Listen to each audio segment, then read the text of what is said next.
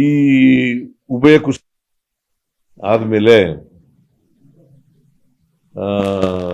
ಬಹಳ ಮುಖ್ಯವಾಗಿ ನಾವು ಇವತ್ತು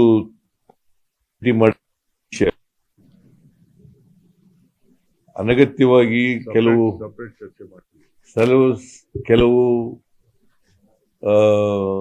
ಗೊಂದಲಗಳು ನಿರ್ಮಾಣ ಆಗಿದ್ದಾವೆ ಇತ್ತೀಚಿನ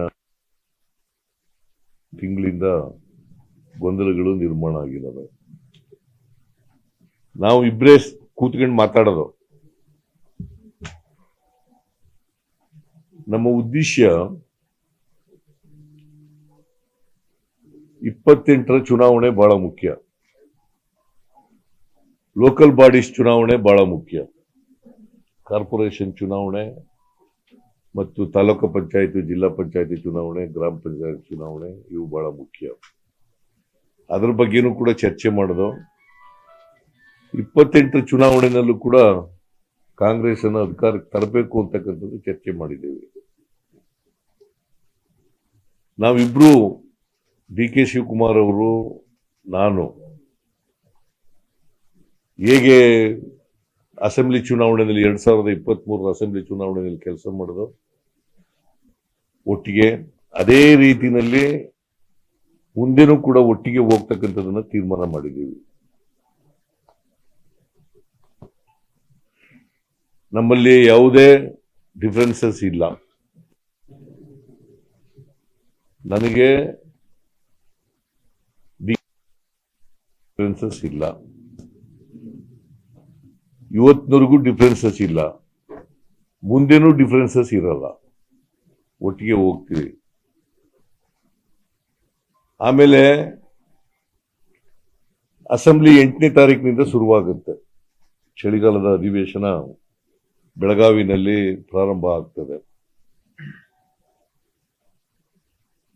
ನಾವು ಅಲ್ಲೂ ಕೂಡ ವಿರೋಧ ಪಕ್ಷದವರನ್ನ ಬಹಳ ಸಮರ್ಥವಾಗಿ ಇಲ್ಲಿವರೆಗೂ ಎದುರಿಸಿದ್ದೀವಿ, ಮುಂದೇನೂ ಕೂಡ ಎದುರಿಸ್ತೀವಿ.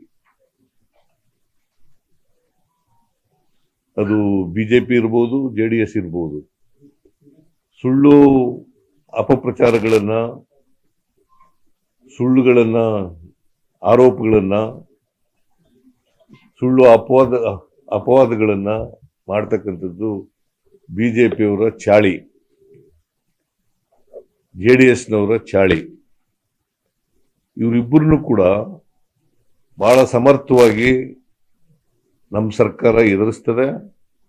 ನಾನು, DCM ಇಬ್ರು ಕೂಡ, ಡಿ.ಕೆ. ಶಿವಕುಮಾರ್ ಇಬ್ರು ಕೂಡ ಇವರನ್ನ ಅಸೆಂಬ್ಲಿನಲ್ಲಿ ಬಹಳ ಸಮರ್ಥವಾಗಿ ಎದುರಿಸ್ತೇವೆ. ಅದಕ್ಕೆ ಬೇಕಾದಂತ ಸ್ಟ್ರಾಟಜಿ ಏನ್ ಬೇಕು ಅದನ್ನ ಮಾಡಿದ್ದೀವಿ.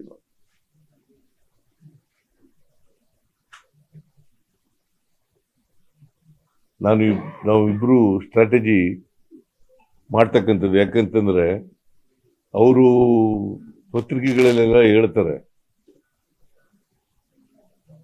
ನಾವು ನೋ ಕಾನ್ಫಿಡೆನ್ಸ್ ಮೋಷನ್ ಮೂವ್ ಮಾಡ್ತೀವಿ. ಇದು ಇಂಪಾಸಿಬಲ್. ನಾವು 142 ಜನ ಇರತಕ್ಕಂಥದ್ದು,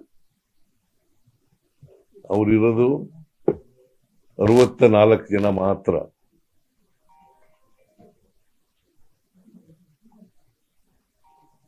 JDS ಇರೋದು ಎಷ್ಟು? 18. ಅವರಿಬ್ರು ಸೇರಿದ್ರು ಕೂಡ 84 ಆಗ್ಬೋದು,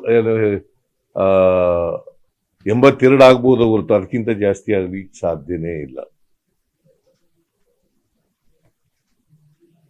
ಅದರಿಂದ ಅದು ಇಟ್ಸ್ ಎ ಫುಟೈಲ್ ಎಕ್ಸರ್ಸೈಸ್ ಅಂತ ನನಗನ್ಸುತ್ತೆ.